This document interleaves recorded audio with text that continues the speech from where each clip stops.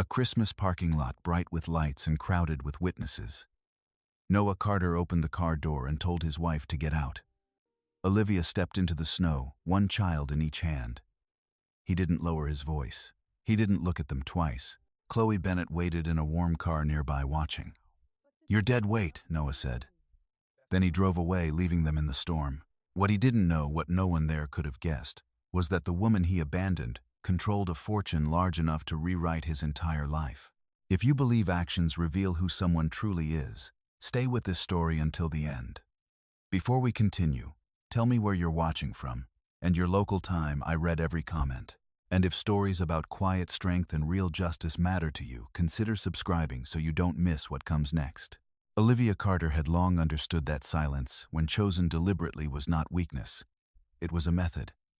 A way of seeing more than others assumed she could. From the outside, her life appeared unremarkable. A modest two-story home in a quiet suburb outside Denver. A predictable routine. School drop-offs in the morning, grocery lists folded neatly in her coat pocket, dinners served at 6. She worked remotely, something vague in financial analysis, as Noah often described it to others, with a dismissive shrug, as if the details were too minor to hold attention. "She just does numbers," he would say, half smiling already, steering conversations back to himself. No one asked further. Olivia never corrected him. Her workspace sat by a window that overlooked the narrow street. A small desk. A closed laptop when not in use. A leather-bound notebook always within reach. Inside it, her handwriting was precise, measured, almost architectural. Dates, times, fragments of conversations, financial figures. Observations that seemed ordinary until they were not. She did not write everything down, only what mattered. Noah Carter, her husband of 10 years, filled rooms differently. Where Olivia observed, Noah occupied. He spoke loudly, laughed easily, and carried a confidence that bordered on performance. As a mid-level real estate agent, he had learned how to sell, not just houses, but impressions, success, stability, aspiration. In the early years, Olivia had admired that about him. He had been attentive then, quick to reach for her hand, quick to include her in conversations. He used to ask questions and wait for answers. That version of Noah existed still in fragments, in photographs framed along the hallway, in the way he sometimes looked at their children when he thought no one was watching. But over time, something shifted. It did not happen all at once. It rarely does. It began with small absences, a late meeting that stretched longer than expected, a dinner missed, then another. Apologies that sounded practiced rather than felt. "I'm doing this for us," he would say, loosening his tie, avoiding her eyes. Olivia would nod. She never asked for proof. Their children noticed the change differently. Ethan at 9 had learned to measure moods. He listened more than he spoke, his gaze often flickering between his parents, as if trying to understand a language no one had taught him. He asked fewer questions now. Lily, only 6, still believed explanations at face value. If her father said he was busy, then he was busy. She would draw pictures for him anyway, bright houses, stick figures holding hands, and leave them on the kitchen counter. Sometimes Noah saw them. Sometimes he didn't. Olivia always did. Evenings became quieter but not peaceful. There was a difference. Silence can hold comfort, or it can hold distance. At the dinner table, Noah's phone began to appear more often, face down at first, then gradually within reach. Notifications lighting the screen in brief flashes he assumed went unnoticed. Olivia noticed. She noticed everything, but she did not react. Not when he smiled at a message he didn't share. Not when he began taking calls in the other room. Not when his tone, once warm with her, turned efficient. Transactional. "Did you pay the utility bill? Where's my blue shirt? I'll be late." Conversations reduced to logistics. There were no arguments. That, too, was a kind of answer. On a Thursday evening in early December, the first clear fracture revealed itself, not through words but through omission. Noah did not come home. He had said he would be late. That much was consistent. But late became later, and later became absence. By midnight, the house had settled into a stillness that felt heavier than usual. Ethan had pretended to sleep. Lily had asked once quietly, "Is Dad still working?" "Yes," Olivia had replied. She did not add anything more. At 1, 2, 4, 7 a.m. Olivia's laptop screen cast a pale glow across the darkened living room. She was not working. An email notification appeared, brief, unassuming. It was not addressed to her. It had been forwarded accidentally, or carelessly. The subject line was enough. Reservation. Confirmed. A high-end restaurant in downtown Denver. A table for two. Earlier that evening, Olivia did not open the email immediately. She looked at it for several seconds, her expression unchanged. Then she reached for her notebook. Date. Time. She wrote it down. Only then did she open the message. The confirmation included details. A name. Noah's. A second name she did not recognize. She did not search the name. Not yet. Instead, she closed the laptop. In the quiet that followed, Olivia listened not for footsteps or doors, but for the absence of them. Noah returned at 1:32 a.m. He moved carefully, as if quietness could rewrite time, his shoes in his hand, his jacket draped over his arm. Olivia remained seated in the living room. He froze when he saw her. For a moment, something unguarded crossed his face. Not guilt. Not quite. Surprise. "I didn't expect you to be up," he said. "I couldn't sleep," Olivia replied. Her voice was even, not accusing, not inviting explanation. Noah nodded too quickly. "Long night," he added, filling the space she did not. She watched him as he placed his shoes by the door. There was a faint scent on him. Not familiar. Not theirs. Olivia did not mention it. Instead, she closed her notebook. "Dinner is in the fridge," she said. A simple statement. Unloaded. Noah hesitated, as if waiting for more. When none came, he exhaled, subtle but visible. "Thanks," he said. He did not eat. Upstairs, doors closed in sequence. Water ran briefly. Then silence again. Olivia remained where she was for several minutes. Then she opened her laptop once more. This time she did not hesitate. She began to look. Not emotionally, not reactively, systematically. Email headers, timestamps, cross-referenced with calendar entries. Small inconsistencies began to align into something more structured. Patterns do not announce themselves. They emerge when someone is patient enough to notice repetition. Olivia was patient. By the time the clock reached 2:18 a.m., she had not reached a conclusion. She had, however, identified a direction, and that was enough. Upstairs, Noah slept. In the living room, Olivia wrote one final note before closing her notebook. Not a question. A statement. Recurring behavior. Requires documentation. She turned off the light. Darkness settled over the house again, unchanged to anyone outside it. But something within it had already shifted, quietly, precisely, and without spectacle. Olivia did not need to confront what she had seen. Not yet. Understanding for her was never the first step. Preparation was. The shift once noticed did not accelerate. It clarified. Olivia did not look for drama. She looked for consistency. Over the next several days, Noah's behavior followed a pattern that to most would have passed as ordinary.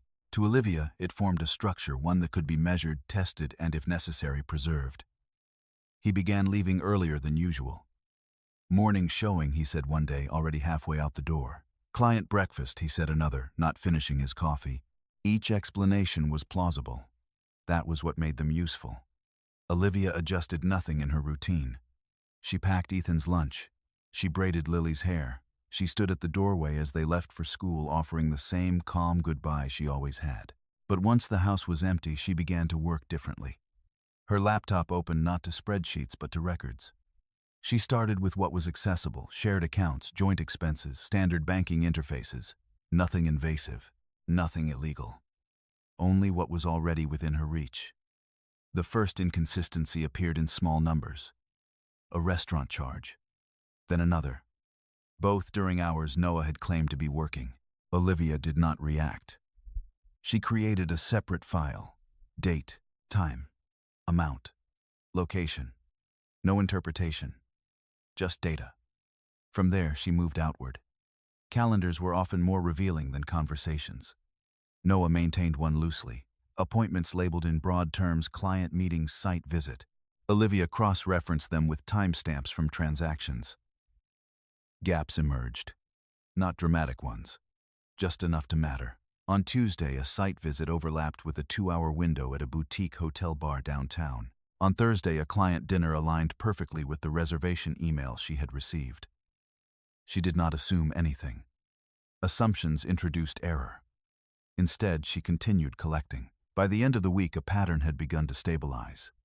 Same days, similar times, repeated locations. Consistency was rarely accidental. Late one afternoon, while reviewing entries, Olivia paused at a detail she had initially overlooked. A name. It appeared not in Noah's records, but in a forwarded message thread buried within his inbox history, something he had likely forgotten to delete entirely. Chloe Bennett. The name attached itself to multiple points. A property inquiry. A follow-up message. A brief exchange that on its surface remained professional, but tone shifts could be subtle. Language, when read carefully, revealed intention. Olivia read the messages twice, then a third time. She noted the transition from formal to familiar, from concise to conversational, from necessary to optional. She wrote the name in her notebook, underlined it once. Still, she did not search for Chloe Bennett online. Not yet. Information, when gathered too quickly, often came without context. Olivia preferred sequence. That evening, Noah returned home earlier than expected. He seemed lighter in a way that suggested something had gone well. His voice carried more energy. He greeted the children with unusual enthusiasm. Ethan noticed. "You're home early," he said. "Wrap things up fast," Noah replied, ruffling his son's hair. Lily ran to him holding a drawing. "For you," she said. Noah glanced at it briefly. "It's great, sweetheart," he said, placing it on the counter without looking closely. Olivia watched from the kitchen. Not the gesture, the speed of it. Dinner proceeded without disruption. Noah spoke more than usual about a potential deal, a client who finally understood value, a market shift he claimed to have predicted weeks ago. Olivia listened. She always listened. At one point, Noah's phone lit up beside his plate. He flipped it over quickly. The motion was small, but unnecessary. Olivia noticed. She continued eating. "Big weekend coming up," Noah added. "Might have to be out most of it." Olivia nodded. "Okay." No questions, no resistance. That more than anything seemed to reassure him. Later that night, after the house had quieted again, Olivia returned to her desk. She opened a new file. Not for transactions, for communication. She began cataloging email fragments, message previews, anything that connected timelines to interactions. There were gaps.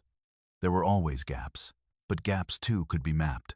At 1:06 p.m., Noah's phone vibrated on the nightstand upstairs. Olivia was not in the room, but earlier she had seen enough. The name that flashed briefly across the screen before he turned it away. Chloe, no last name needed. The confirmation did not change her pace. It refined it. The following morning, Olivia adjusted one variable. She searched the name. Chloe Bennett. The results were immediate. A public-facing profile. Real estate investor. Frequent appearances at high-end property events. Photographs that suggested confidence, mobility, and a familiarity with luxury environments. Olivia studied the images without judgment. Chloe was not the anomaly. She was part of the pattern, a reflection of what Noah had begun to pursue. Olivia closed the browser. She returned to her notebook. Subject identified, she wrote. No adjectives. No conclusions. Just classification. Days passed. Noah's routine continued, increasingly predictable within its unpredictability. He guarded his phone more closely now. Took calls outside. Began using shorter explanations. Work, he would say, as if the word itself ended inquiry. Olivia allowed it to. Meanwhile, her records expanded. She began noting tone changes, behavioral shifts, even silence. Silence, when timed, could be as informative as speech. One evening, as she reviewed her notes, Ethan approached her quietly. "Mom," she looked up. "Yes," he hesitated. "Is Dad busy a lot now?" Olivia considered the question. Children did not ask without reason. "He has a lot going on," she said. Ethan nodded but did not seem satisfied. He looked at the notebook on her desk. "What are you writing?" "Things I want to remember," Olivia replied. Ethan thought about that. Then he nodded again. "Okay." He left without further questions.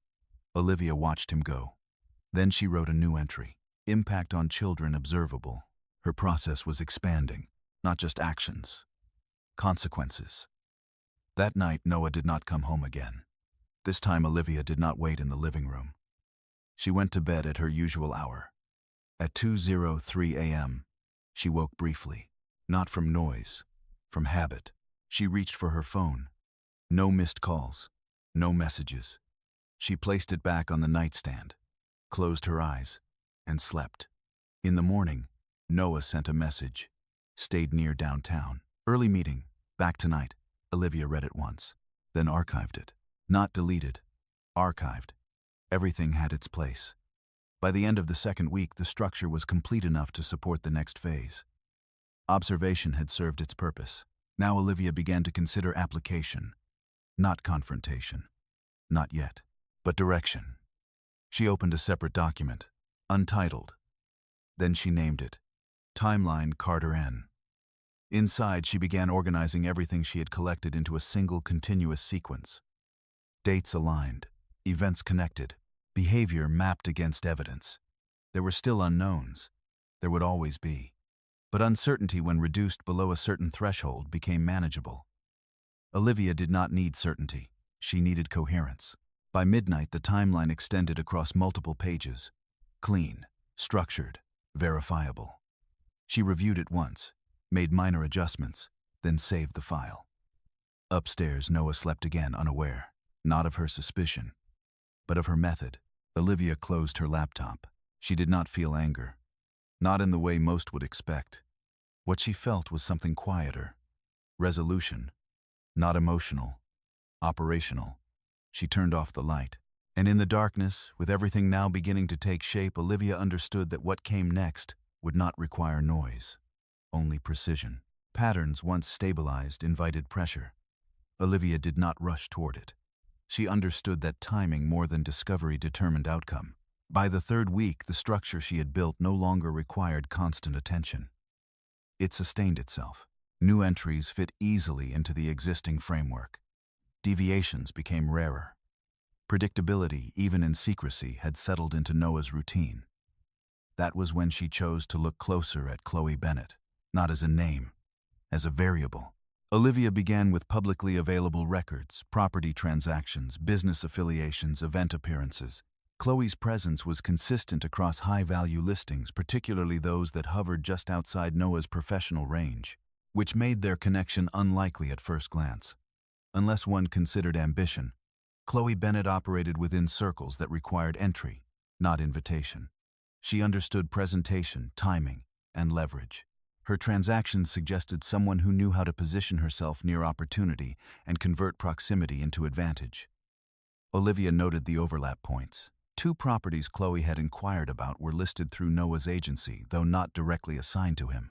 Yet somehow he had become involved. Inserted. That was the word Olivia wrote down. Subject N. Self-insertion into higher-value client pipeline. It aligned with everything else. Noah had not been chosen. He had stepped in. The financial trail supported it. Over the past month, his spending had shifted in both scale and intention. It was no longer incidental. It was performative. A reservation at a private dining room. A designer purchase, expensive, conspicuous, unnecessary. Short-term travel bookings with no corresponding business records. Each transaction carried a message, not to Olivia, to Chloe. Olivia did not need to interpret emotion. She only needed to understand motive.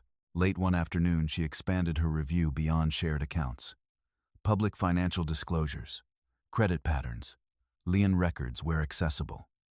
Noah had opened a new line of credit.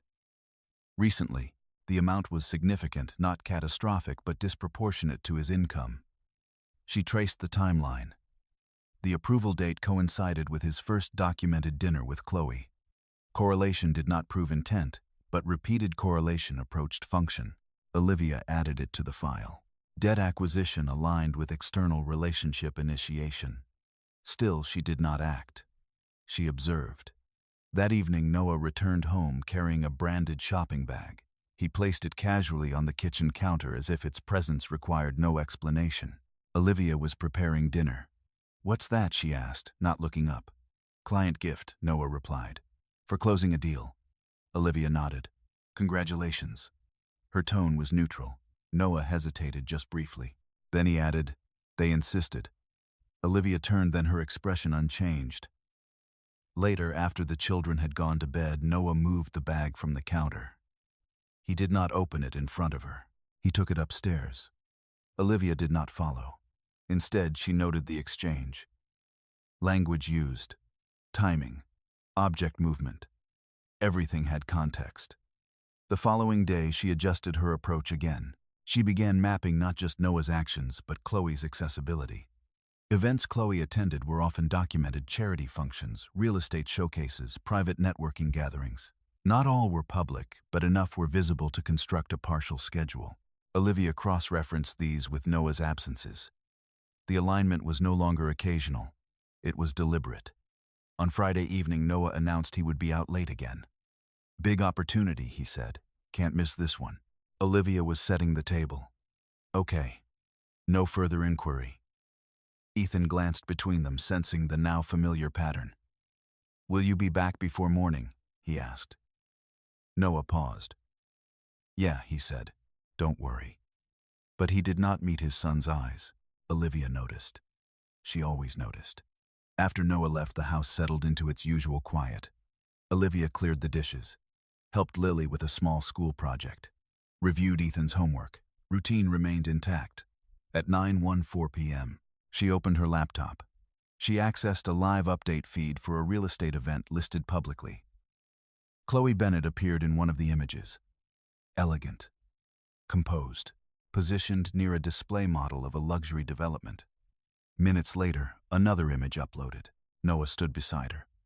Not formally, not as an agent, as someone included. Olivia studied the image carefully. Body language revealed more than proximity. They were not distant. They were not cautious. Whatever discretion had existed initially had begun to erode. Olivia saved the image, not for its content, for its timestamp. She entered it into her timeline. Visual confirmation, joint appearance, non-professional posture. Her process had evolved. It was no longer about identifying the relationship. It was about defining its scope. By midnight, Olivia had added 6 new entries, each one reinforcing the same trajectory. Escalation, not just emotional, financial, behavioral, reputational. Noah was no longer balancing 2 lives. He was reallocating one into another, without accounting for the cost. Upstairs, his absence extended into the early hours. Olivia did not wait.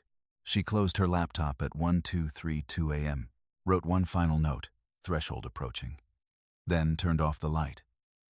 The next morning, Noah returned at 8:10 a.m., later than usual. His movements were less careful now. Familiarity had replaced caution. He entered the kitchen where Olivia was preparing breakfast. Morning, he said, as if nothing had shifted. Morning, she replied. He poured himself coffee. There's a chance I'll be traveling next week, he added.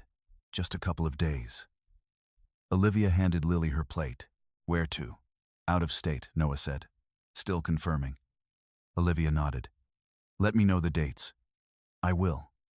He didn't. Not that day. Not the next.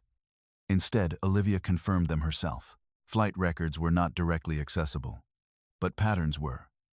Hotel availability spikes, event listings, coordinated absences. By Tuesday, she had identified the likely location. Miami. Chloe Bennett was scheduled to attend a private investment showcase there. Noah's calendar listed nothing, which in itself was information. Olivia added a new section to her file. Projected movement. Subject N. She did not need confirmation.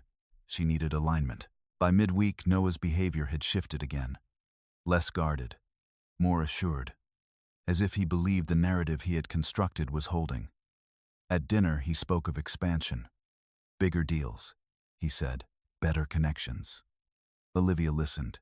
He looked at her, perhaps expecting curiosity. She offered none. Instead, she asked, will you be home this weekend? Noah hesitated. Probably not, he said. Olivia nodded. Okay. No reaction. No challenge. Just acceptance. That, more than anything, allowed him to continue. which was precisely what Olivia required. Continuation. Completion. The structure she had built was nearly sufficient, but not yet closed. She needed one more layer. Not assumption, verification. Not suspicion. Documentation that would stand beyond interpretation. As the week progressed, Olivia began preparing for that step. Quietly, deliberately, without altering a single visible aspect of her life. To Noah, nothing had changed. To Olivia, everything had aligned.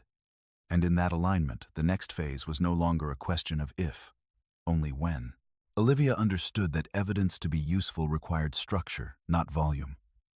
By the time Noah mentioned his trip again briefly, almost as an afterthought, her framework was already prepared to receive it. Heading out tomorrow, he said on Wednesday evening, scrolling through his phone. Just a quick turnaround. Olivia folded a towel at the kitchen counter. How long? 2 days. Maybe 3. Okay. No request for details. No attempt to verify. To Noah, it felt like permission. To Olivia, it was confirmation. After he went upstairs, she opened her laptop and added a new entry. Declared travel, unverified. Duration inconsistent. Then she began cross-referencing again. Flight windows, event schedules, hotel clusters. Miami aligned with all 3. Not precisely, but close enough. Close enough in Olivia's system meant actionable. The next morning, Noah left earlier than usual. He did not pack visibly. No suitcase by the door. No formal goodbye to the children beyond a quick, distracted wave. "I'll call," he said. He didn't specify when. Olivia watched him leave. Then she turned back into the house, closed the door, and locked it. The sound was quiet. Final. By 8:17 a.m., her workspace was active. She initiated a process she had been preparing for days.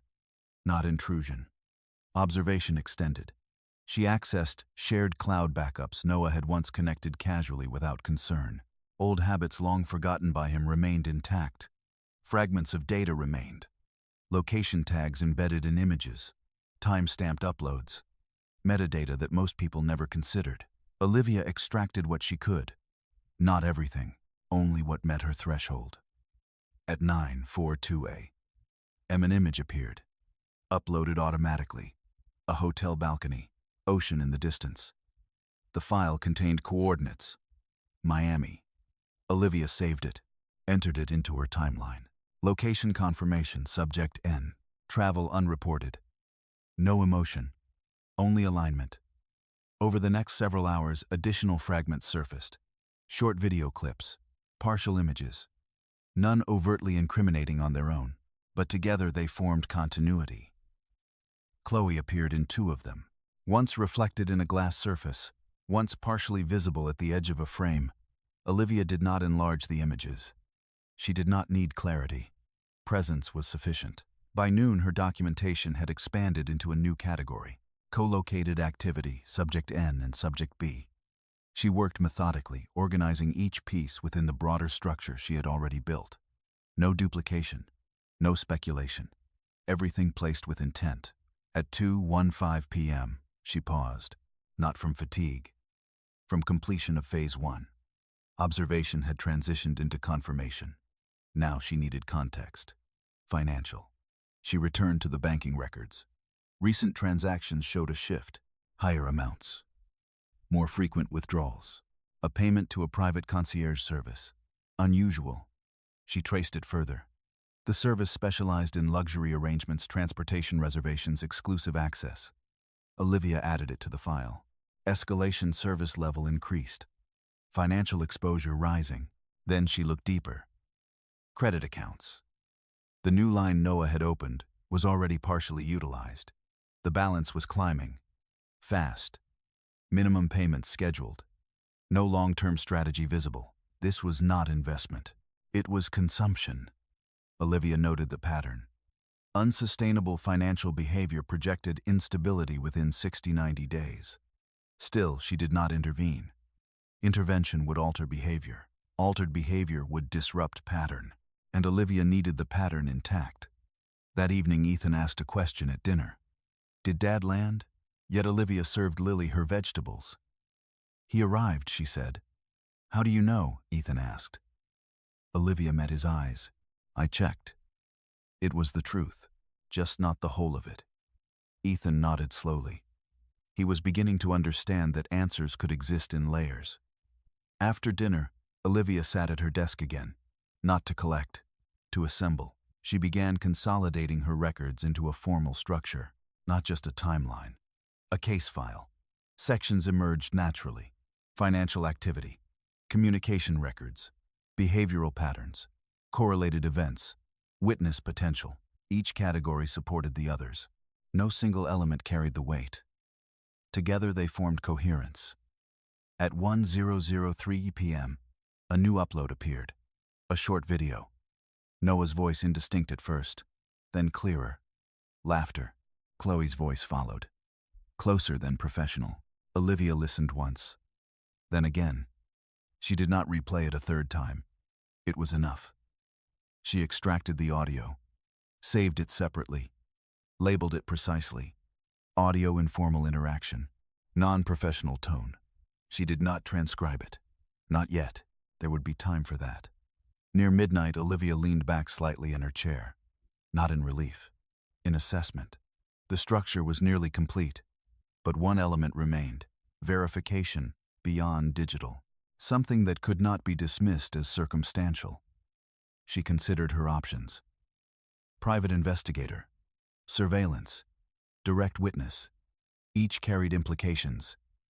Each required discretion. Olivia did not rush the decision. She opened a new document, untitled. Then she named it. Next phase, external confirmation. She listed possibilities. Evaluated them. Not emotionally. Logistically. Cost was irrelevant. Exposure was not. By 1241 a.m., she had reached a conclusion. Minimal intrusion. Maximum clarity. She would not follow Noah. She would not confront Chloe. Instead, she would allow their own behavior to provide what she needed. People when unobserved or when they believed they were tended to remove safeguards. Olivia would create conditions where that belief held, and then she would record what emerged. She closed the document, saved everything, backed it up twice. Redundancy was not optional. Upstairs, the house remained still. Noah was miles away, unaware, not of his actions, but of their accumulation. Olivia turned off her laptop. The room dimmed. In the quiet that followed, she sat for a moment longer. Not thinking, not questioning, only confirming. Everything was proceeding as required. No acceleration, no deviation, just progression. She stood, closed her notebook, and placed it back in its usual position. Tomorrow would not look different. The house would remain the same. The routine would continue.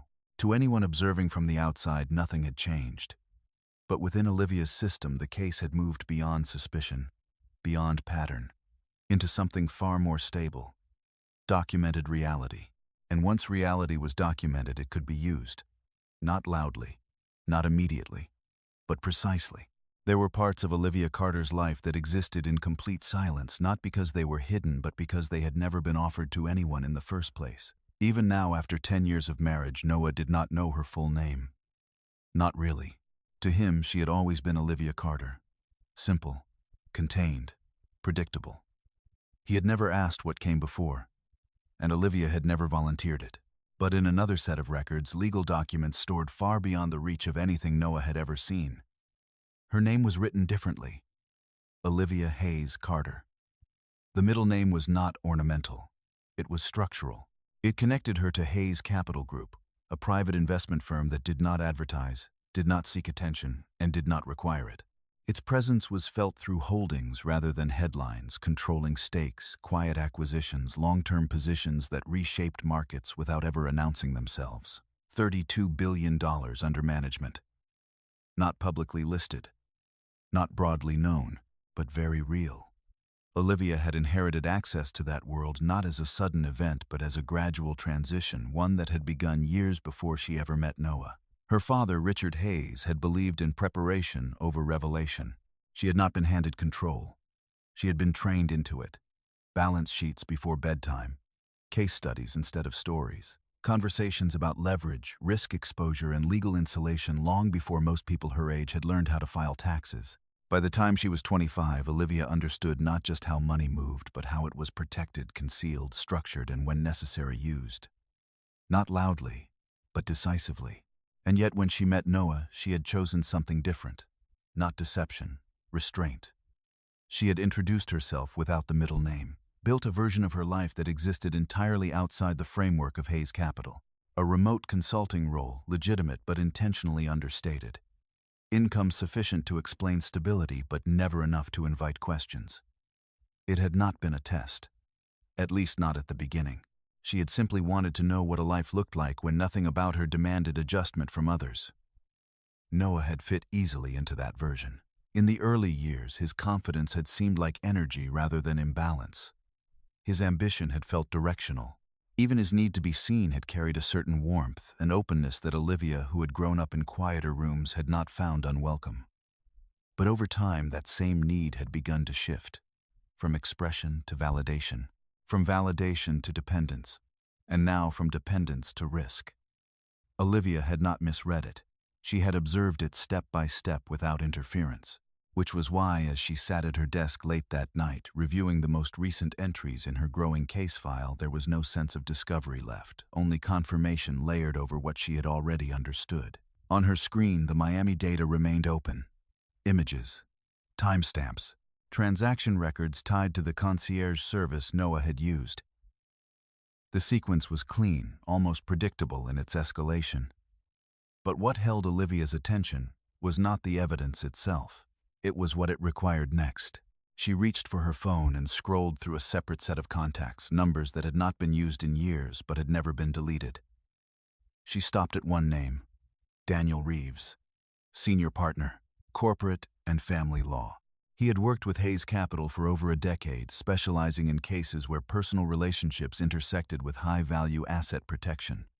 Discreet, methodical, uninterested in spectacle. Olivia pressed call. The line connected after 2 rings. Olivia Daniel said, his voice measured but not surprised. "It's been a while." "It has," she replied. No explanation followed. It wasn't needed. "What can I do for you?" he asked. Olivia turned slightly in her chair, glancing at the documents still open on her screen. "I need to initiate a review," she said, her tone steady, precise. "Personal. Domestic. Potential financial exposure involved." A brief pause. Then understood. "I'll need discretion," she added. "You have it." Another pause, short but intentional.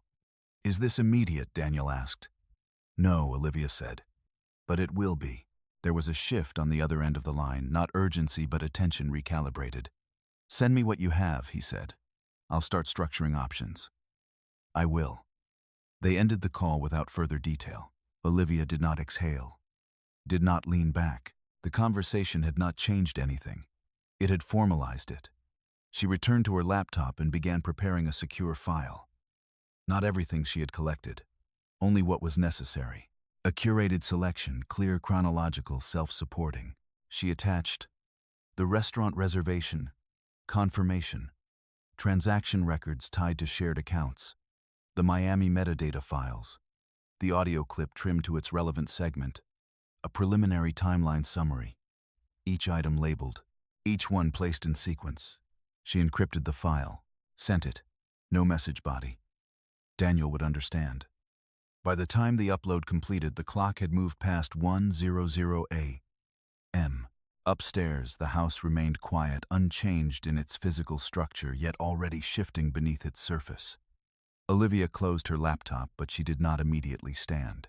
Instead, she allowed herself a moment not of doubt, but of recollection. She thought of the early years again, but differently this time. Not through nostalgia, through contrast. Noah laughing in the kitchen genuinely, before performance had replaced presence. The way he had once listened, even if only briefly. The way he had held Ethan as a newborn, uncertain but careful. Those moments had existed. They were not imagined, but they were no longer current. And Olivia did not confuse history with obligation. She stood finally and walked through the house, turning off the remaining lights. When she reached the children's room, she paused. Ethan was asleep, one arm draped over the edge of the bed, his face turned toward the wall. Lily had curled into her blanket, her breathing soft, steady. Olivia adjusted the edge of Lily's blanket slightly, ensuring it covered her shoulder. Small actions. Precise. Then she stepped back into the hallway. Everything she was doing now extended beyond her. That had always been true. It was simply clearer now. Downstairs, she returned to the kitchen and poured herself a glass of water. On the counter, Noah's absence remained unspoken but visible, an empty space where routine had once filled the hours. Olivia did not dwell on it. Absence-like presence could be measured, and she had already recorded it. What mattered now was not what Noah had done, but what his actions made possible. Legal positioning, asset protection, custodial considerations. Each step ahead had already begun to take shape, not in reaction, in preparation. As Olivia turned off the final light and moved toward the staircase, there was no sense of confrontation waiting for her. No scene, no raised voices. What lay ahead would unfold differently. Through documents, through procedures, through systems designed to interpret behavior, not by intention, but by evidence. And Olivia had ensured that when those systems began to move, they would do so with clarity. Not because she demanded it, but because she had built it. The days that followed did not bring confrontation. They brought alignment. Olivia had never mistaken preparation for action. One existed to support the other, but they were not the same. And now, as the structure she had built began to extend beyond her own control and into formal channels, she understood that timing would matter more than anything she had already collected. Noah returned from Miami on a Sunday evening. He entered the house with the same casual familiarity he had always carried, placing his keys on the counter, loosening his jacket as if the space still belonged to him in the same unquestioned way. To an outside observer, nothing about the scene would have seemed unusual. "Hey," he called out. Olivia was in the kitchen, rinsing vegetables under running water. She turned slightly, acknowledging his presence without altering her expression. "You're back," she said. "Flight got delayed," Noah replied, as if the detail held weight. Olivia nodded once. "Dinner's in the fridge."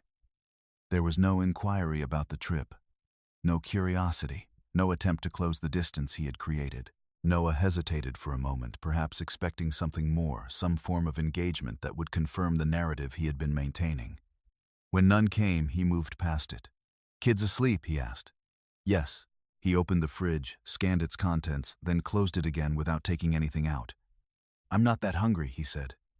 Olivia turned off the water. "Okay." The conversation ended there, not with tension but with absence. Upstairs, Noah showered the sound of running water, filling the space where conversation might have been. When he returned, he found Olivia seated at her desk, her laptop open, the soft glow of the screen illuminating the edges of the room. "What are you working on?" he asked. "Just catching up," she replied. He nodded, though he did not approach closely enough to see the screen. "Big week ahead," he added. "Things are moving fast." Olivia's fingers paused briefly above the keyboard, then resumed. "I'm sure they are." It was not agreement, but it sounded like it. Noah lingered for a few seconds longer, then turned away, already disengaging from the interaction. That night, as he slept beside her, Olivia remained awake for a while longer, not because she needed to think, but because she was reviewing mentally the sequence of events that had already begun to shift around them.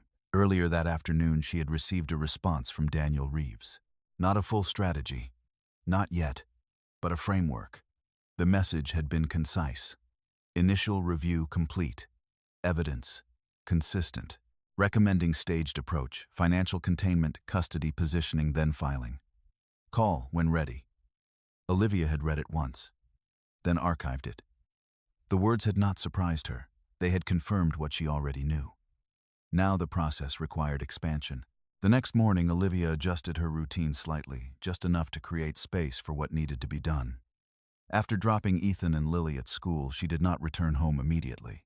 Instead, she drove across town to a discreet office building that did not advertise its tenants prominently.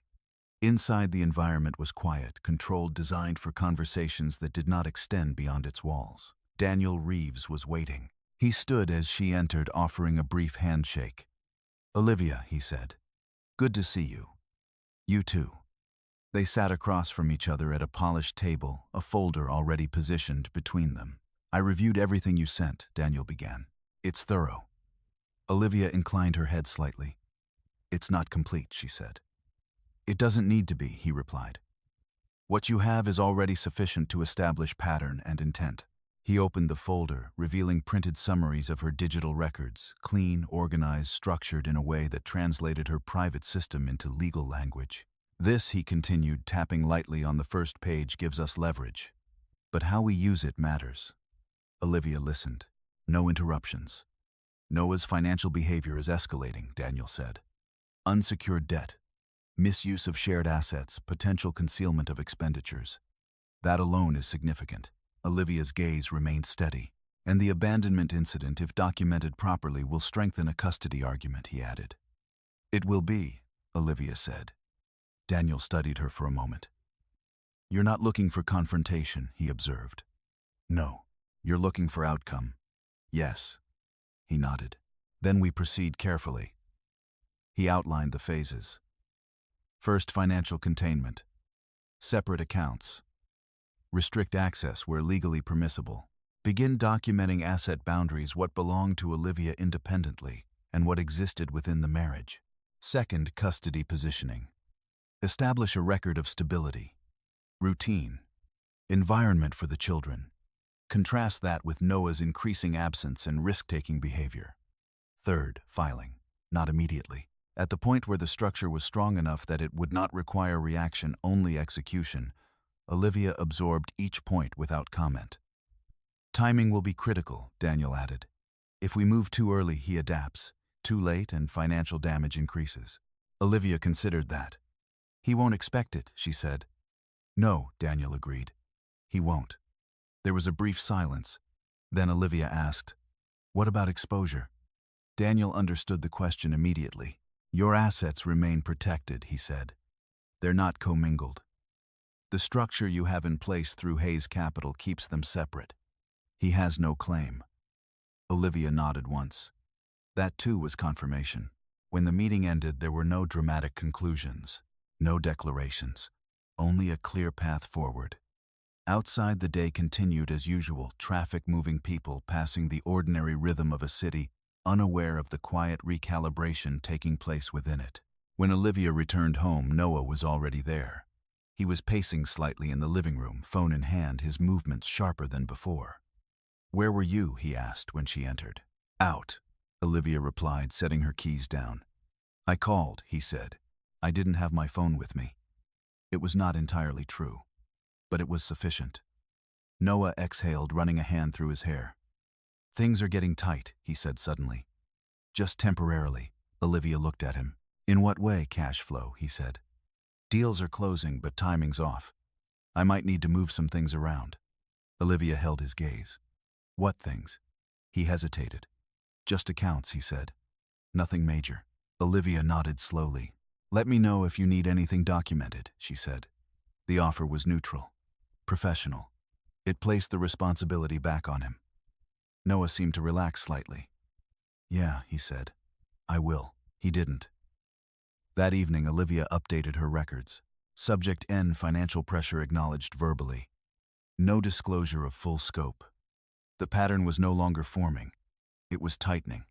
Each piece now connected to the next, with increasing clarity. Noah believed he was managing a temporary imbalance.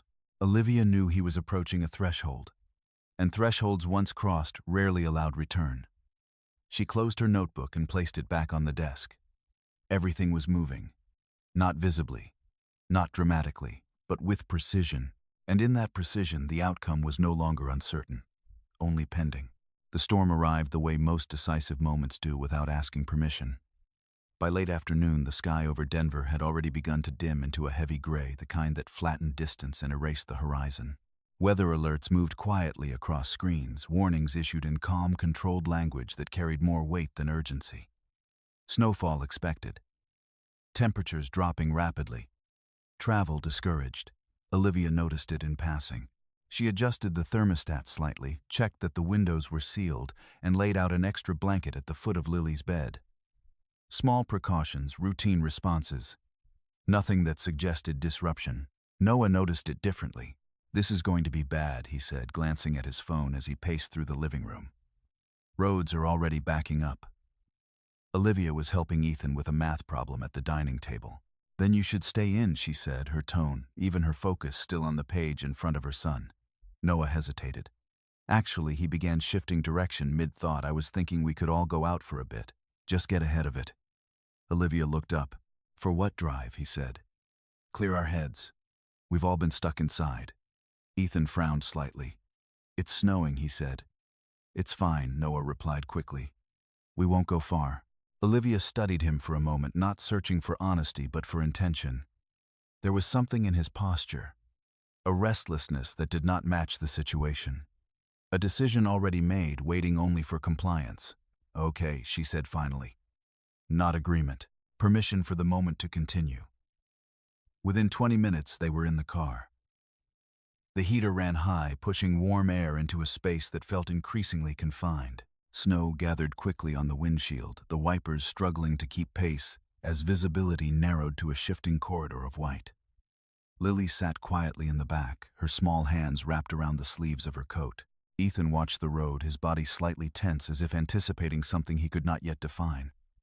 Olivia sat in the passenger seat, still, observing.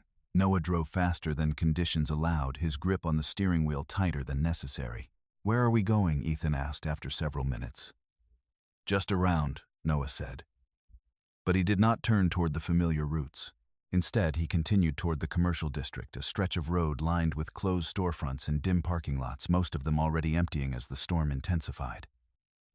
Olivia noticed the direction immediately. She said nothing.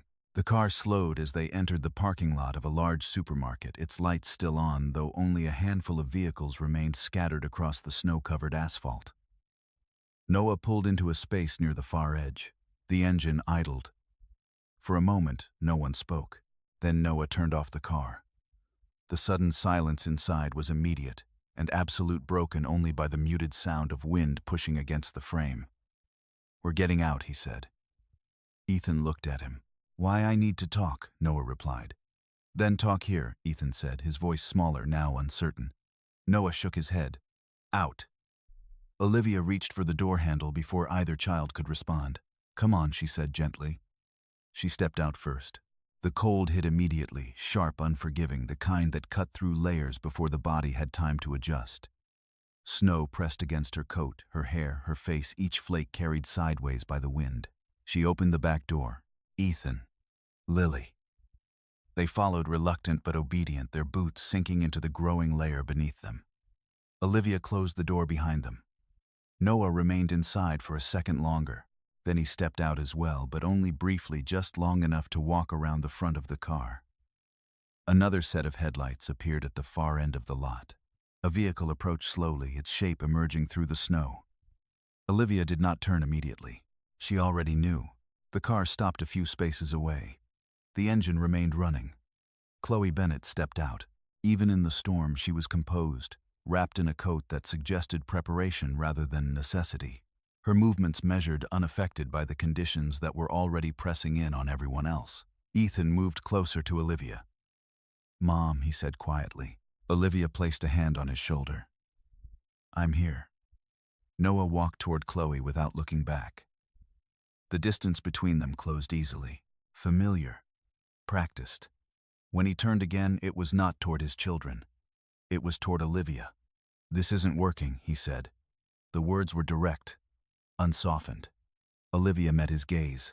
The wind moved between them, carrying snow in sharp, shifting patterns. What isn't? She asked. This, Noah said, gesturing vaguely toward the car, the children, the life he had been leaving piece by piece. It hasn't been working for a while. Olivia did not interrupt.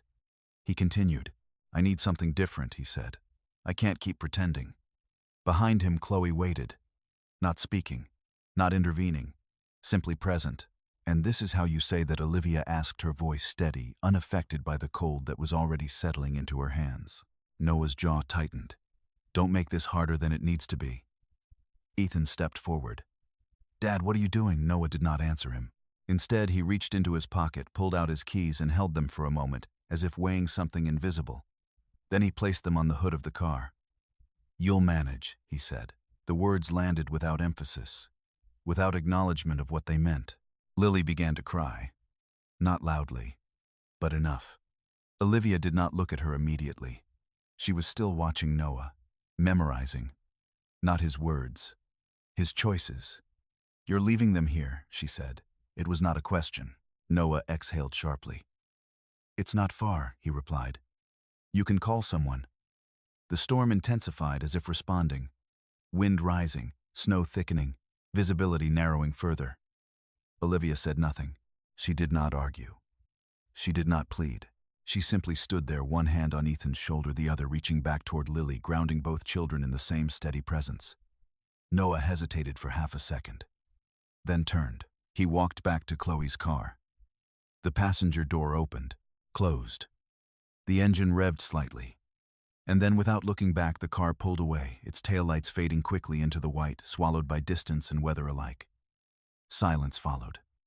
Not complete, but heavy. Ethan's breathing was uneven. Lily's crying softened into small, broken sounds. Olivia looked down at them, then up at the empty space where the car had been. She stepped forward, reached for the keys Noah had left behind, and closed her hand around them. Cold, metal, precise. She turned toward the store. Lights still on.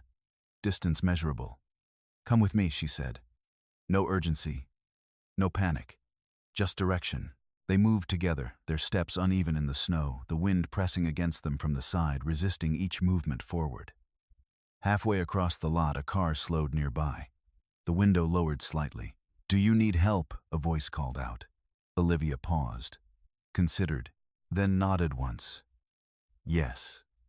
Not because she couldn't continue, but because she understood the value of witness, of record, of presence beyond her own. As the car pulled closer and the door opened, Olivia guided the children inside, first shielding them from the cold before stepping in herself. Behind them, the storm continued, unchanged, unmoved. But something within it had already been set. Not by the weather, but by choice. And Olivia had seen every second of it. The interior of the stranger's car was warm, but not immediately comforting. Warmth after exposure did not soothe. It sharpened sensation, first fingers stinging as circulation returned, breath uneven as the body recalibrated. Lily curled into Olivia's side, her small hands gripping tightly, while Ethan sat upright, his shoulders rigid, eyes fixed forward as if trying to hold himself steady through attention alone. The driver, a woman in her 40s, composed alert, glanced back briefly. "I'm calling this in," she said, already reaching for her phone. "You shouldn't have been left out there." Olivia nodded. "Thank you." Her voice was calm, measured, unaffected by the tremor that might have been expected under the circumstances.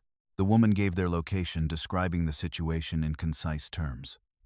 Her tone carried the quiet authority of someone accustomed to being taken seriously. As she spoke, Olivia looked out through the windshield. The parking lot had already begun to erase itself. Snow filled the space where Noah's car had been, covering tracks, softening edges, removing evidence of movement. But Olivia did not rely on what the storm might erase. She had already recorded what mattered. Inside her coat pocket, her phone remained still. She did not reach for it. Not yet. The call ended. "They're sending someone," the driver said. "Police and possibly emergency services, depending on conditions." Olivia inclined her head slightly. "That's fine." Ethan turned to her. "Are we going home?" he asked. "Soon," she said. The answer was accurate. It did not need to be immediate. Minutes passed. The engine idled steadily, heat circulating through the cabin. Outside, visibility continued to narrow, the storm pressing inward, as if determined to isolate everything it touched. Lily's breathing began to slow. Ethan did not relax. Why did he do that? He asked the question, quiet but direct. Olivia looked at him. There were many answers available. None of them necessary. "We'll talk about it later," she said. Not avoidance. Deferral. Ethan held her gaze for a moment longer, then nodded, once accepting the boundary without understanding it. When the police arrived, their presence cut through the storm with structured clarity, lights flashing in muted patterns through the snowfall movement, precise, controlled. Two officers approached the vehicle, their figures partially obscured by the weather until they reached the driver's side. The woman lowered the window slightly. "They're here," she said. Olivia opened the back door, stepping out carefully, shielding the children as they followed. The cold returned immediately, sharper now after the temporary warmth. One of the officers moved toward them. "Ma'am," he said, his tone steady. "We got a call about a situation out here." Olivia nodded. Yes. He looked briefly at the children, then back at her. Can you tell me what happened? Olivia did not begin with emotion. She began with sequence. My husband drove us here, she said. He asked us to get out of the car. Then he left. The officer's expression remained neutral, but his attention sharpened. In these conditions? Yes. Do you know where he went? Olivia paused. Not to consider. To choose precision. He left with another individual, she said. A woman. The officer made a brief note. Do you have a name? Yes. She provided it. Chloe Bennett. No hesitation. No uncertainty. The second officer moved closer, his gaze scanning the area, then returning to the group. Any physical altercation? He asked. No. Any threats? Made Olivia considered the wording. No explicit threats, she said. But we were left without transportation in severe weather conditions. The distinction mattered. The officer nodded. Understood. He turned slightly, speaking into his radio, relaying information in concise terms. Olivia stood still, one hand resting lightly on Lily's shoulder, the other near Ethan, maintaining a point of contact without restricting movement. The children said nothing. They did not need to. Presence in moments like this was its own form of testimony. After a brief exchange, the officer returned his attention to Olivia. We're going to document this, he said. Given the conditions and the circumstances, this may be considered endangerment. Olivia met his gaze. I understand. There was no emphasis in her voice, no visible reaction, only acknowledgement. Do you have somewhere safe to go? He asked. Yes. Transportation. She held up the keys. Noah had left. Yes. The officer glanced at them briefly. Is the vehicle operational? Yes. All right, he said. We can escort you out of here if needed. Roads are getting worse. That would be helpful, Olivia replied. He nodded. Give us a few minutes. As he stepped away, Olivia turned slightly toward the woman who had helped them. Thank you, she said again. The woman shook her head. Anyone would have stopped. Olivia did not correct her. Not everyone had. But it was not necessary to say so. Within minutes, the officers guided them back to Noah's car. The engine started without issue. The interior was still faintly warm from earlier, though the cold had begun to settle into the seats and surfaces. Olivia secured Lily first, then Ethan. She closed the doors carefully, ensuring each latch engaged fully. The officers waited nearby, their presence steady, unobtrusive, but intentional. Before entering the driver's seat, Olivia paused. Not visibly, but long enough to take in the scene one final time. The parking lot. The fading tracks.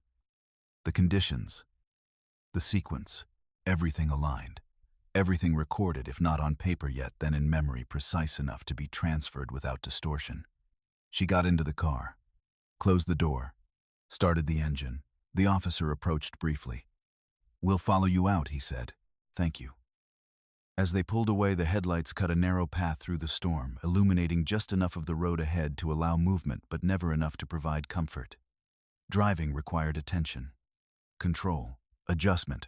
Olivia moved steadily, her hands firm on the wheel, her gaze fixed forward. In the rearview mirror, the police lights followed, constant visible. Ethan watched them. Are we in trouble? He asked. No, Olivia said. The answer was immediate. Certain. We're going home.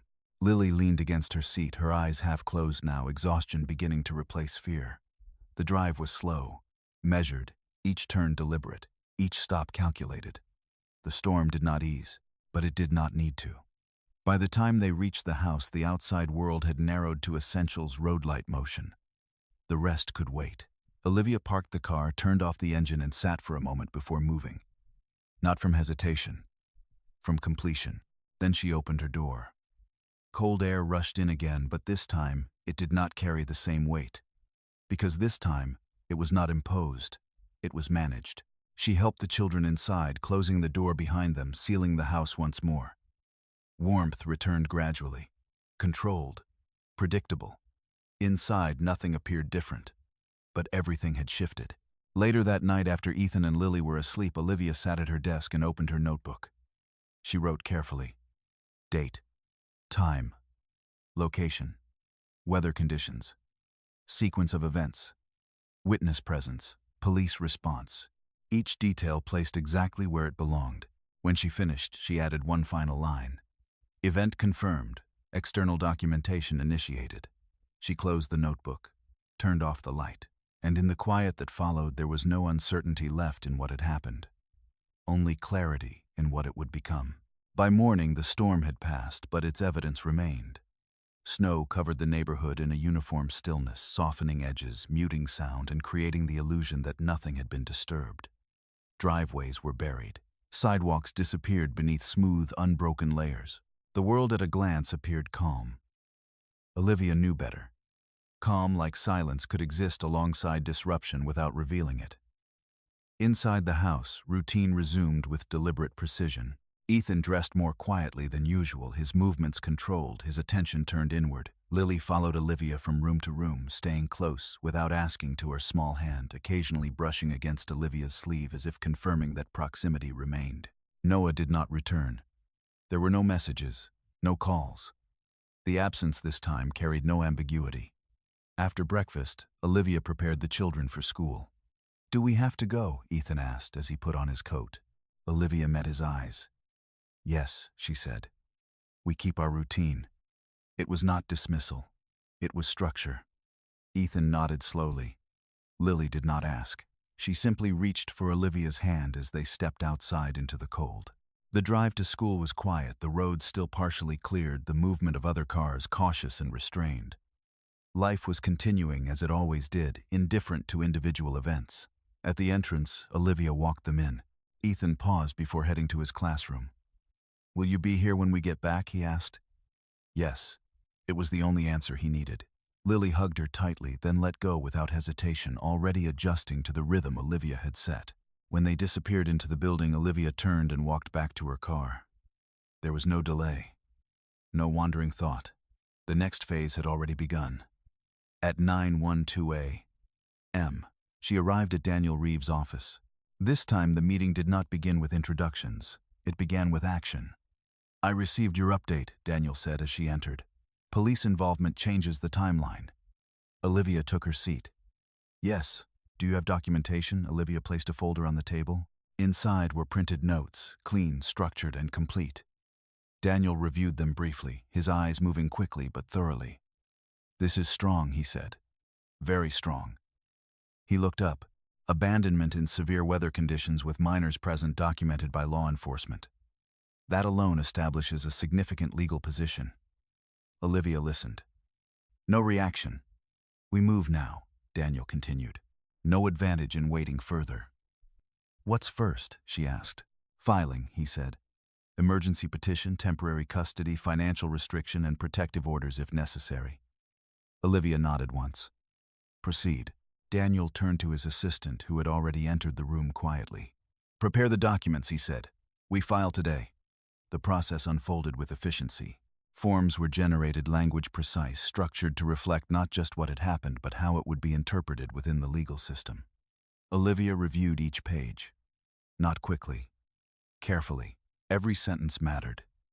Every detail positioned correctly. When she signed, her hand did not hesitate.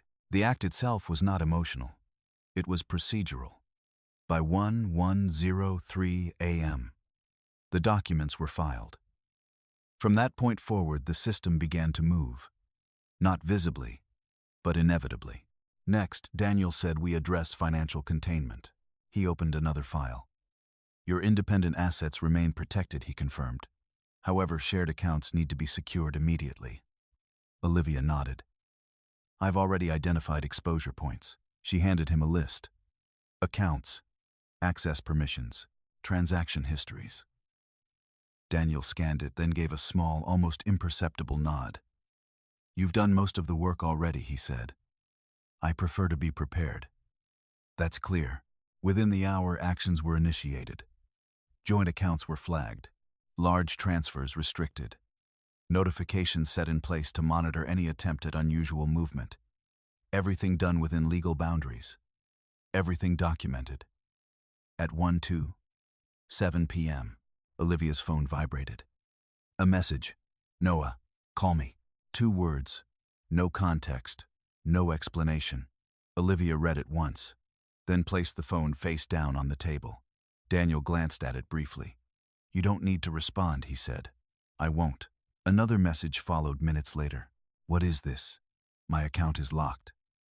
Olivia did not reach for the phone. The system had begun to intersect with Noah's awareness. Confusion was expected. Escalation would follow. By mid-afternoon, the first official notice had been delivered. Noah Carter had been served. Olivia did not witness it. She did not need to. The result would reach her in other ways. At 3:02 p.m., her phone rang again.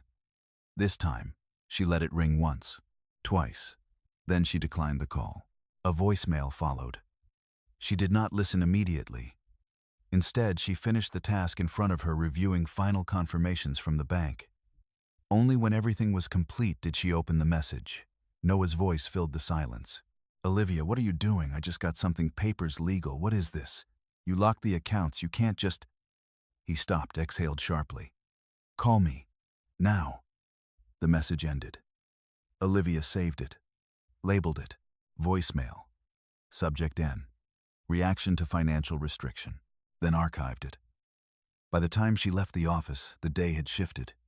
Not in appearance, but in structure. What had once been internal, observed, recorded, contained, was now external. Formal. Recognized. Driving home, Olivia maintained the same steady pace she always had. No acceleration, no visible urgency. The house looked the same when she arrived. Snow still lining the edges of the driveway, the quiet of the neighborhood undisturbed. Inside, everything remained in place. She prepared for the children's return. Dinner, homework, routine. At 4:15 p.m., Ethan and Lily walked through the door. Lily ran to her. "Mom." Olivia knelt slightly, holding her for a moment. "I'm here," she said. Ethan stood back watching. "Did something happen?" he asked. Olivia met his gaze. "Yes," she said, not elaborating. "Not yet." Ethan nodded slowly. He did not ask more. That evening, as they sat together at the table, the rhythm of the house re-established itself, not as it had been before, but as it would be going forward. Stable. Intentional. Noah did not return. And this time, there was no expectation that he would. After the children were asleep, Olivia sat once more at her desk. She opened her notebook, added new entries. Filing completed. Accounts secured. Subject notified. Each step recorded. Each one aligned with the next. When she finished, she closed the notebook and turned off the light. There was no sense of victory, no satisfaction, only movement. The process had begun, and it would continue not through confrontation but through structure, through systems that did not rely on emotion, only evidence. And Olivia had ensured there was more than enough. Noah did not understand what was happening at first. Confusion came before anger, and in that confusion he reached for the only thing he believed still existed between them: access. He called again the next morning, then again, and again. Olivia did not answer. By midday, the calls had shifted from insistence to urgency. Messages followed, each one slightly less controlled than the last. "This isn't funny, Olivia. You can't just lock me out of everything. We need to talk." The last one lingered longer on the screen than the others. Not because it carried more weight, but because it revealed something Noah had not yet realized, that whatever he thought still existed between them as a private matter had already moved beyond him. Olivia read each message once, saved them, categorized them. No response. At 2:14 p.m., another voicemail arrived. This time his voice was sharper. "What did you file?" he demanded. "I just spoke to someone. They said there's a custody petition. Are you serious right now?" A pause. Breathing uneven. "You're overreacting." It was one night. One mistake. Olivia listened without expression. Then archived the file. Minimization, subject N. Event reframed as isolated incident. She closed the message. There was nothing new in it. Only confirmation of what she had already documented. Across town, Noah was beginning to encounter the full structure of what Olivia had set in motion. His bank accounts restricted. His credit line flagged. His attempts to move funds unsuccessful. Each system he had relied on responded not with explanation but with limitation. He went to the bank in person. That was where the first shift occurred. Not in policy, in realization. I don't understand, he said to the representative across the desk. These are joint accounts. The woman maintained a professional tone. Certain restrictions have been placed, Mr. Carter. You'll need to contact your legal representative. I don't have one, he said, frustration tightening his voice. Then I recommend you retain one. No further elaboration. No negotiation. The system did not argue. It redirected. By the time Noah left the building, the edges of his situation had begun to sharpen.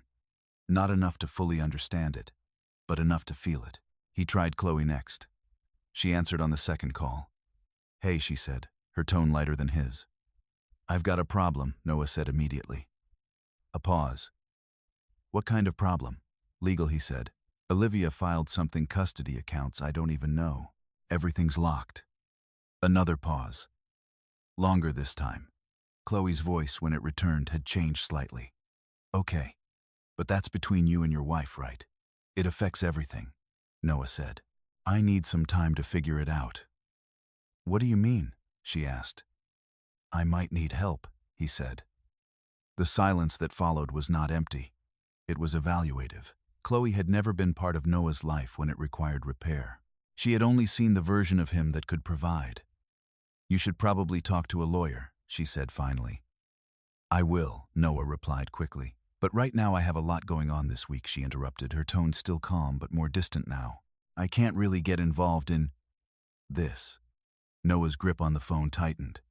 It's temporary, he said. Just until I sort things out.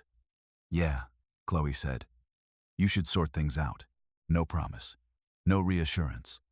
The line remained open for a second longer. Then she added, call me when it's clearer. The call ended. Noah stood still for a moment, the absence of her voice settling in where certainty had once been. This, too, was a shift. Back at the house, Olivia continued as she always had. The children returned from school. Homework was completed. Dinner was prepared. The structure held, but within it subtle adjustments had begun to take shape. Ethan watched her more closely now, not out of fear, out of awareness. At the table he spoke less but listened more. Is Dad coming back? He asked that evening. Olivia placed her fork down. We'll talk about that soon, she said. It was not avoidance. It was timing. Ethan nodded. He did not press further. Lily, meanwhile, adapted differently. She stayed closer, sat nearer, reached for Olivia's hand more often than before. Olivia responded each time, consistently, without drawing attention to the change. After dinner, while the children settled into their routines, Olivia received a message from Daniel. Service confirmed. Court date scheduled. Temporary orders likely within 48 hours. She read it, then responded with a single word. Understood. There was no need for elaboration. Everything was proceeding as expected. Later that night, Noah arrived at the house. He did not knock. He used his key. The door opened with familiar ease, but the space he entered was no longer the same. Olivia was in the living room, seated, her posture composed, her expression unchanged. Ethan and Lily were upstairs. Noah stepped inside, his movements sharper, now less controlled. What is going on? He demanded. Olivia looked at him. You've been served, she said. That's not an answer. It is. Noah exhaled, pacing once across the room. You locked me out of everything, he said. You filed custody over what Olivia did not raise her voice. Over what happened, she said. It was one night, Noah repeated. You're acting like it matters, Olivia said. Not louder, but clearer. Noah stopped. For a moment something flickered across his expression. Not understanding, not yet, but recognition of resistance. You're blowing this out of proportion, he said. Olivia did not respond immediately. When she did, her words were measured. It's already been documented. The statement landed differently. No argument attached. No explanation offered. Just fact. Noah stared at her. What does that mean? It means, Olivia said, that this is no longer a conversation between us. Silence followed. Not empty. Definitive. Noah looked around the room as if searching for something that would return control to him. Familiar objects, routines, anything that suggested continuity. But nothing had changed visibly. And that was what made it different. "You can't just do this," he said, though the certainty in his voice had begun to fracture. Olivia held his gaze. "I already have." There was no satisfaction in the words. No edge. Only completion. Upstairs, a floorboard shifted slightly. "Ethan." Listening, Olivia noticed. Noah did not. "I need access to my things," Noah said after a moment. "You'll coordinate through legal," Olivia replied. "No," he said. "I'm not doing this through lawyers." Olivia did not move. "Then, you won't be doing it." The response was immediate. Closed. Noah stood there, the space between them now defined not by distance but by structure. Everything he had relied on, assumption, control, narrative, had been replaced. Not by conflict, but by system, and systems did not negotiate. After a long moment, Noah turned. He walked toward the door, his movements less certain now, the edges of his confidence worn down by something he could not argue against. He paused at the threshold. For a second, it seemed as if he might say something else. He didn't. The door closed behind him. The sound was quiet. Final. Olivia remained where she was. Still. Composed. Not because nothing had happened, but because everything had. The courtroom did not amplify emotion. It contained it. High ceilings, polished wood, controlled lighting, everything about the space was designed to absorb intensity rather than reflect it. Voices carried but never echoed. Movements were deliberate. Time once inside followed a structure that did not bend to urgency or personal narrative. Olivia arrived early. Not because she needed to, because she always did. Her presence in the room was quiet, almost indistinguishable from the stillness that settled before proceedings began. She wore nothing that invited attention, neutral tones, precise lines, no visible markers of status. To anyone observing casually, she appeared exactly as she had always appeared. Unremarkable. Daniel Reeves sat beside her reviewing final notes, though neither of them needed them at this stage. "Temporary orders first," he said quietly. "Custody, financial control restrictions. This is procedural." Olivia nodded. Across the room, Noah entered with his attorney, a man Olivia had not met but whose approach was already visible in the way he moved. Confident, but reactive. Prepared to argue, not necessarily to structure. Noah's eyes found Olivia immediately. There was no recognition in them now of the woman he had lived beside for a decade. Only resistance. And something else. Uncertainty. He sat down, his posture tense, his attention divided between the documents in front of him and the space Olivia occupied without acknowledging him. Chloe Bennett did not appear. She had not responded to Noah's last message.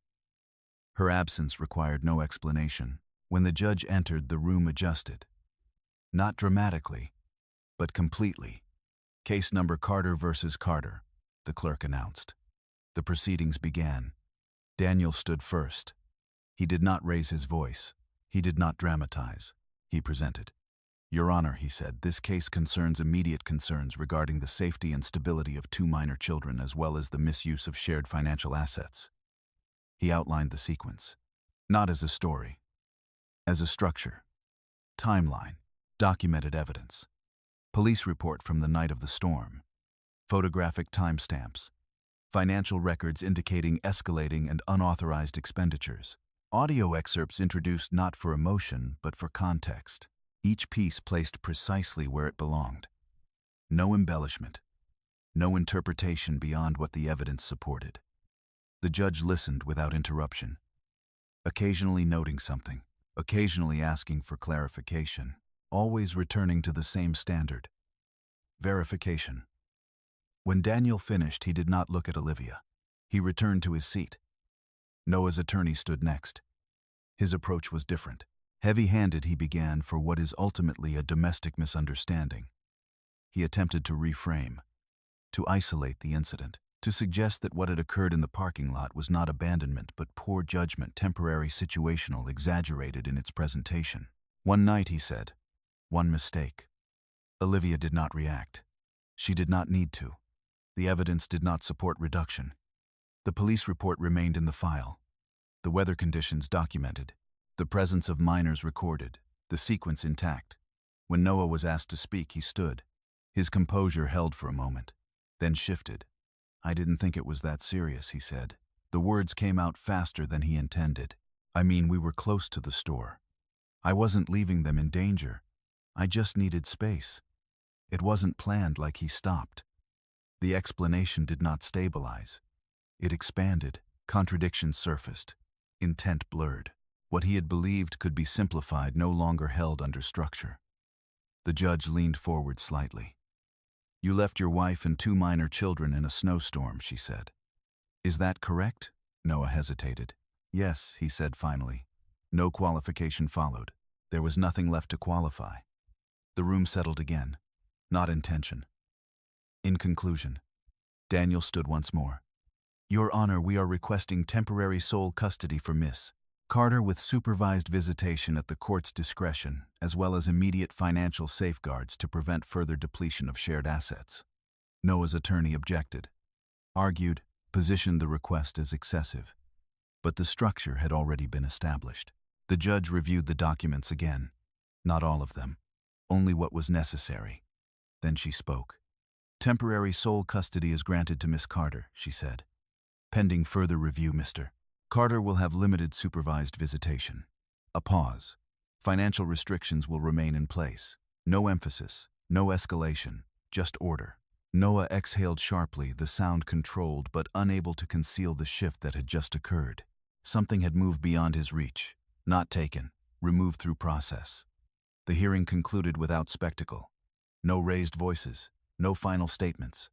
Only documentation, procedure, outcome. Outside the courtroom, the air felt different, not lighter but less contained. Noah stepped into the hallway first. He turned toward Olivia immediately. This isn't over, he said. It was not a threat.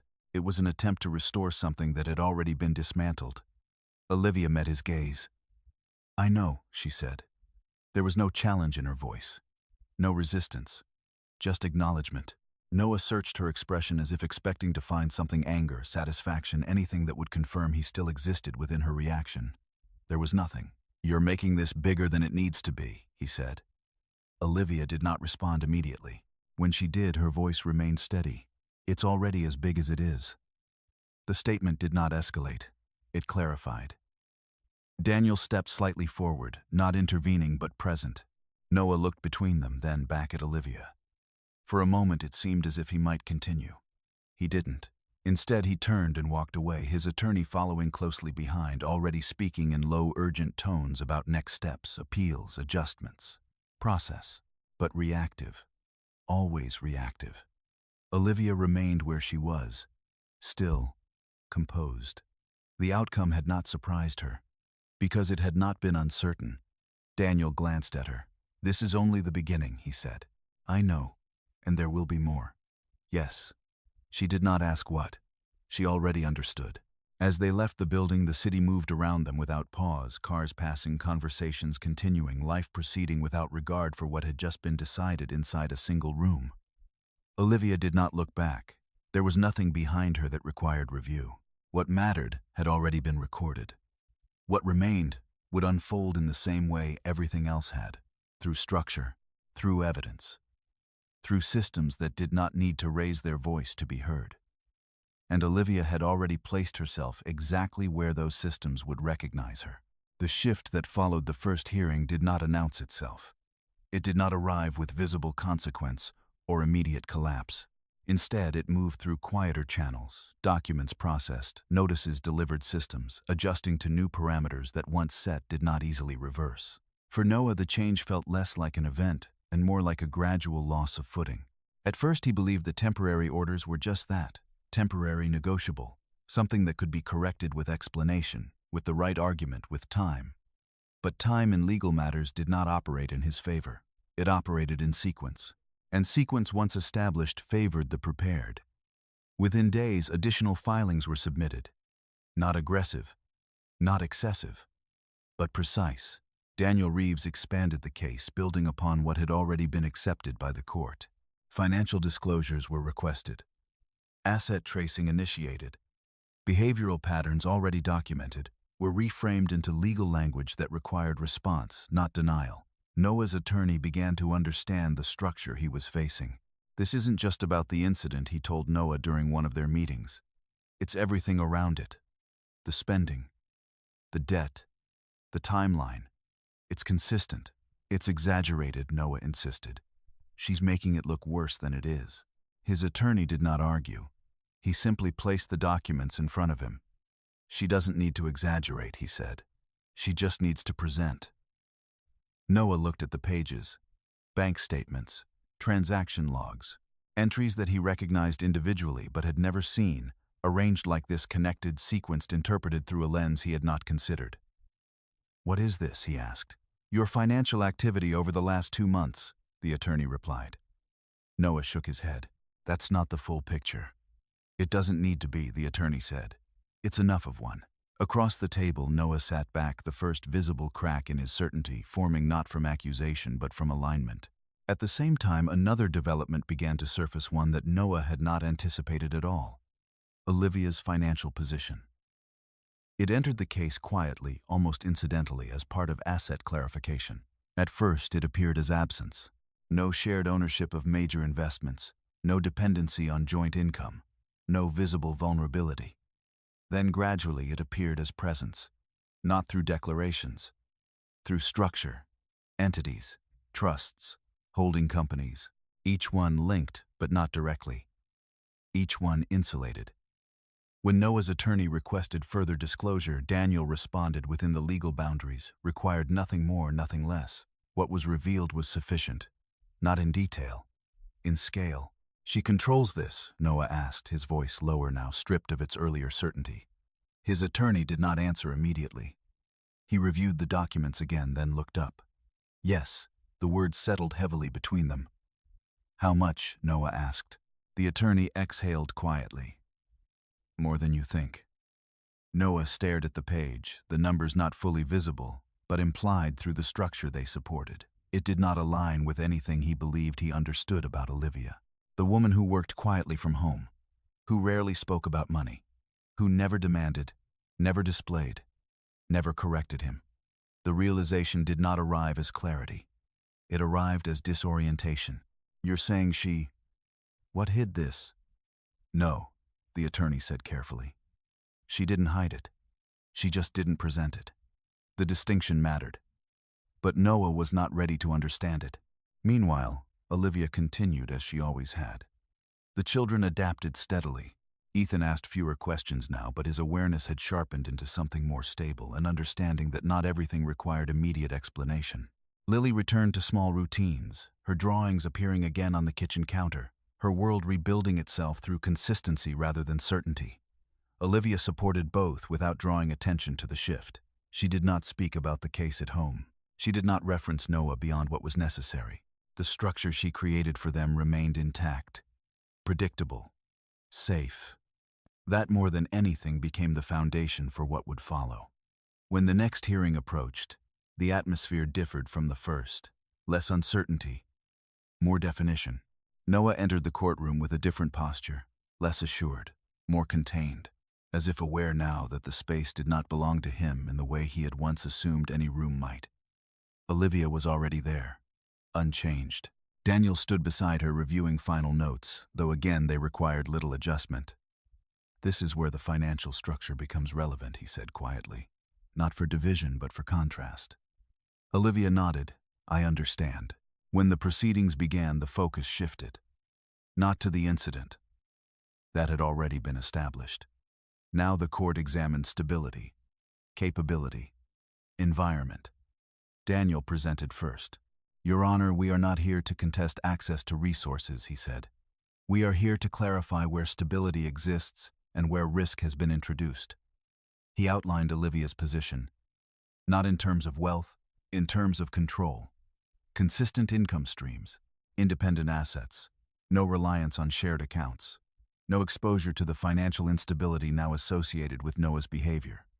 Then he shifted. "To be clear," he added, "the assets in question are not subject to division. They were never commingled, never presented as marital property, and remain legally distinct." The judge reviewed the documentation, asked questions. Each one answered directly. No expansion, no evasion. When Noah's attorney responded, his approach had changed. Less aggressive, more cautious. He did not challenge the existence of Olivia's financial structure. He could not. Instead, he attempted to reposition Noah. He acknowledges errors in judgment, he said, but those errors do not define his capacity as a father. The argument was narrower now, focused, defensive. Noah was called again. This time he spoke less, carefully, measured. I didn't know, he said at one point. The words were not directed at the judge or the court. They were directed toward Olivia. She did not respond. The statement did not alter the structure, because knowledge had never been the determining factor, only action. When the judge delivered her decision, it extended the previous orders. Sole custody remained with Olivia. Visitation remained limited. Financial restrictions continued. No changes, no reversals, only reinforcement. Outside the courtroom, Noah did not approach Olivia immediately. He stood at a distance for a moment, watching as Daniel spoke quietly with her. Their conversation contained efficient. Then he stepped forward. "You could have told me," he said. The words lacked accusation. They carried something else, a search for explanation that no longer held relevance. Olivia turned toward him. "I didn't need to," she said. No emphasis, no defense, just truth. Noah shook his head slightly, as if trying to reconcile something that refused to align. "I didn't know who you were," he said. Olivia held his gaze. "You knew exactly who I was," she replied. The distinction settled between them, clear, unavoidable. Noah looked at her for a moment longer, then looked away. There was nothing left to argue, because what had been revealed was not new, only previously unacknowledged. Olivia turned and walked away, Daniel beside her, the next steps already forming not as reaction but as continuation. And behind her, Noah remained where he was, not defeated, but no longer in control of the narrative he had once believed was his to define. Consequences rarely arrive all at once. They accumulate layer by layer until what once felt manageable becomes structural. For Noah, that realization did not come in a single moment of clarity. It emerged gradually through a series of small, irreversible adjustments that, taken together, reshaped everything he had assumed would remain intact. The financial pressure came first. Without access to the joint accounts, and with his personal credit lines already stretched beyond stability, Noah found himself operating within limits he had not experienced in years. Payments that had once been automatic now required calculation. Minimum balances mattered. Deadlines once flexible became fixed. The concierge service stopped responding. The private reservations ceased. The version of his life that had been built on presentation began to recede, not dramatically but quietly, as if it had never been as solid as he believed. He reached out to Chloe again. This time she did not answer. He sent a message. "I just need to talk." No reply. Another.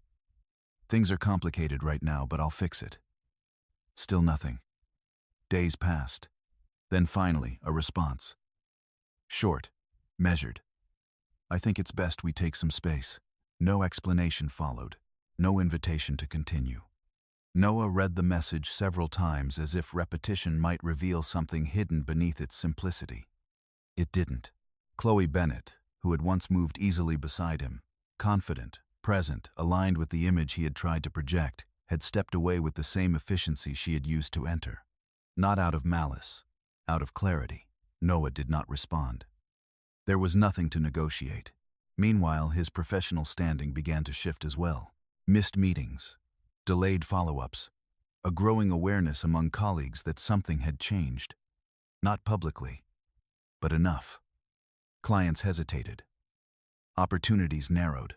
Reputation, like structure, depended on consistency. And Noah's had begun to fracture. At the same time, Olivia's world did not expand. It stabilized. She did not move into anything larger.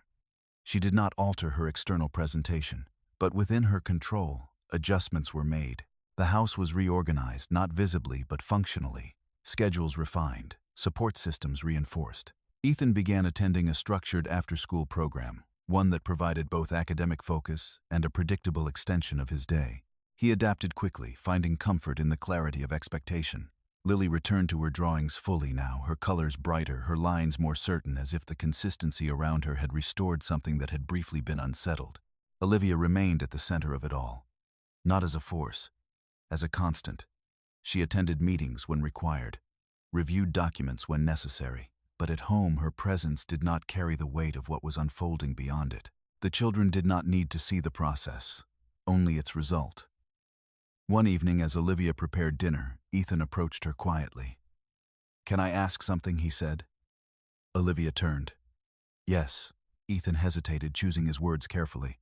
"Is Dad in trouble?" Olivia considered the question. "Not its surface, its meaning. He's dealing with the consequences of his choices," she said. Ethan nodded slowly. That was enough. He did not ask more. Lily, listening from the table, looked up. "Is he coming back?" Olivia walked over, adjusting the plate in front of her gently. "He'll see you," she said.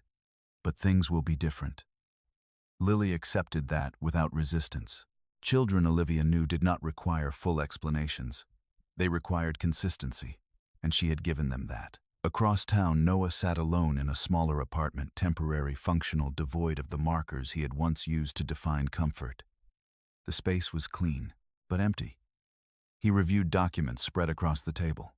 Notebooks, statements, legal correspondence, each one reflecting a version of his life that no longer aligned with the one he had believed he controlled. He stopped at a particular page. A summary of assets. Olivia's name appeared only in specific contexts. Structured, insulated, untouchable. The realization had settled fully now, not as shock, as permanence. He leaned back, exhaling slowly. There had been no moment where he could point and say, "This is where it changed." Because it had not changed. It had been revealed. The difference mattered. At the next scheduled visitation, Noah saw the children in a supervised setting. The room was neutral, designed for interaction without privacy, without assumption.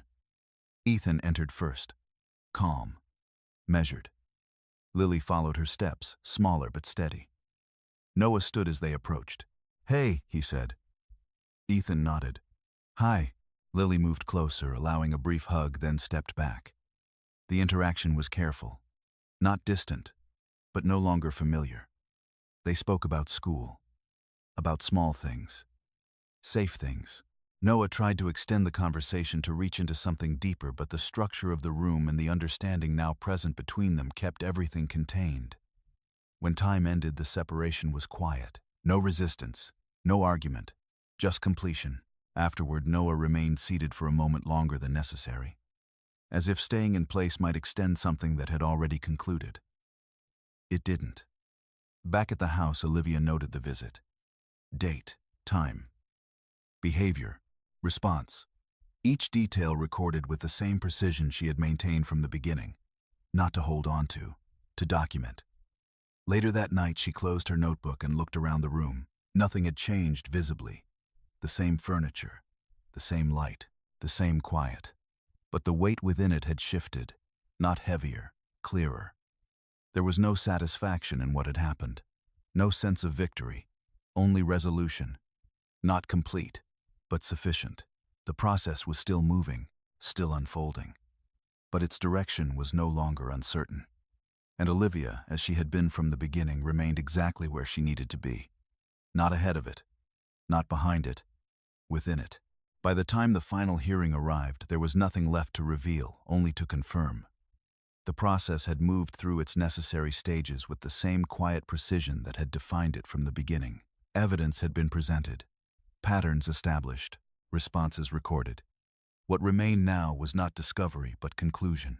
Olivia arrived at the courthouse, as she always had, early, composed, unaccompanied, except for Daniel Reeves, who carried the final documents with the same measured efficiency he had shown from their first meeting. "You won't need to say much today," he said as they entered. "I didn't expect to," Olivia replied. He nodded. "This is where everything we've built holds." Inside the courtroom, the atmosphere felt different from before. Not lighter, but settled. The uncertainty that had once shaped the earlier hearings had been replaced by a quiet inevitability. Each person present understood in some form what direction the proceedings would take. Noah entered shortly after. There was no urgency in his movement now, no attempt to command attention. The sharp edges that had once defined his presence had softened not into calm but into something closer to acceptance. He did not look at Olivia immediately. When he did, it was brief. Not searching, not challenging. Just acknowledgement. They took their seats. The case was called. Daniel stood first as he had each time before, but his presentation was shorter, now refined to its essential points. "Your Honor," he began, "we are here to finalize custody, financial separation, and the terms that will govern all future interaction between the parties." He did not revisit the full timeline. He did not need to. Instead, he referenced what had already been established, temporary orders that had held without disruption, documentation that had remained uncontested, behavioral patterns that had not shifted in any meaningful way since their initial placements. Presentation.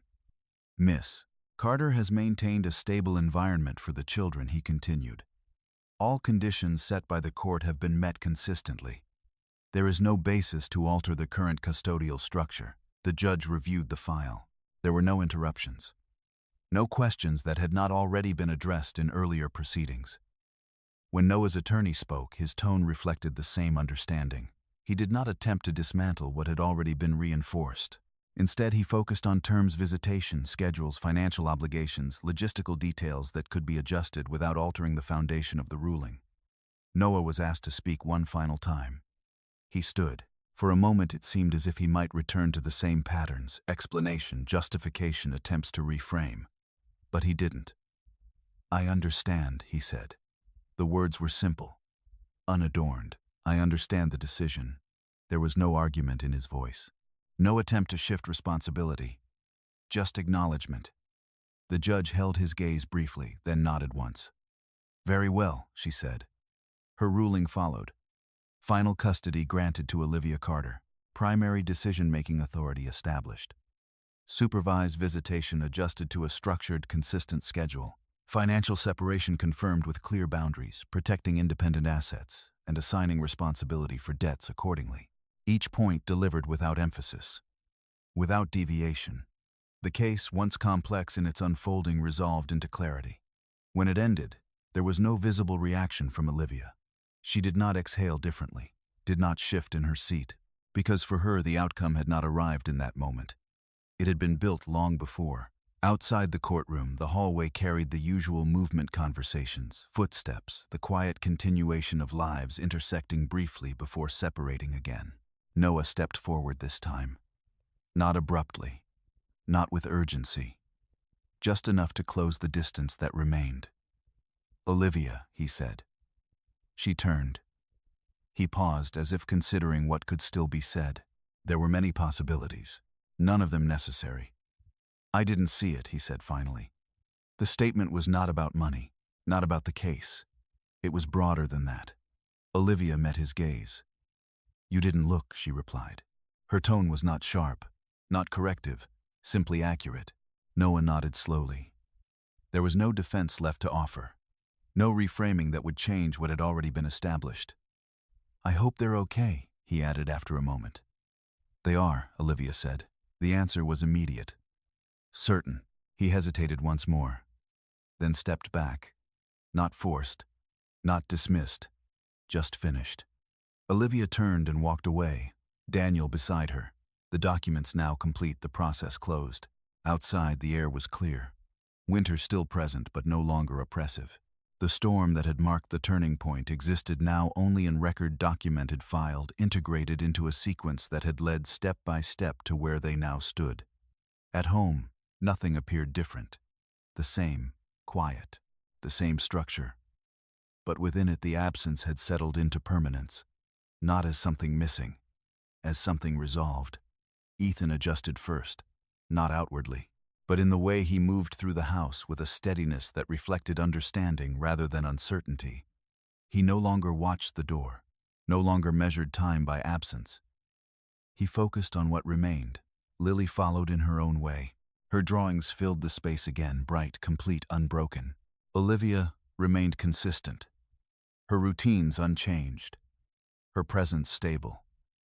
She did not speak of the case, did not revisit what had happened, because what mattered was not the past. It was the structure that had emerged from it. One evening, as the three of them sat together at the table, Ethan looked up. "Are we staying here?" he asked. Olivia considered the question. "Yes," she said. "For now." Ethan nodded. That was enough. Later that night, after the children were asleep, Olivia stood by the window for a moment, looking out at the quiet street. There were no visible signs of what had passed. No indication of the sequence that had unfolded behind closed doors, through documents, through systems that operated without spectacle. And that was as it should be. Olivia did not measure what had happened in terms of loss or gain. She measured it in terms of completion. What had needed to be done had been done. Not loudly, not publicly, but precisely. She turned away from the window, walked through the house, and turned off the lights one by one. Each room settling into stillness, each space held in order. There was no final moment, no dramatic end, only continuation. And in that continuation, Olivia carried forward the same quiet strength that had guided her from the beginning, not as a reaction to what had happened, but as the foundation of everything that came next. The story does not end with a verdict. It rarely does. What remains after everything has been said and decided is not the noise of conflict, but the quiet shape of what follows. How people rebuild, how they continue, how they carry the weight of what has already been resolved. Olivia never raised her voice. She never needed to, because the truth, when documented carefully and placed in the right structure, does not require volume to be heard. It only requires patience and clarity. Noah, in the end, did not lose everything at once. He lost it. There was no moment of humiliation, no public reckoning, just consequence. And for Olivia, there was no victory to claim, only a path she had prepared for, step by step, long before it was ever visible. A life that continued not because it had been restored, but because it had been rebuilt quietly, deliberately, and with a strength that did not need to announce itself. If you've stayed with this story until now, you already understand something important. Not all power is loud. Not all justice is immediate. But both leave a mark that cannot be undone. If this story resonated with you, feel free to share where you're watching from and what time it is where you are. I read every comment. And if you value stories that unfold with patience, clarity, and truth, you can subscribe to follow more like this. No rush, just when it feels right.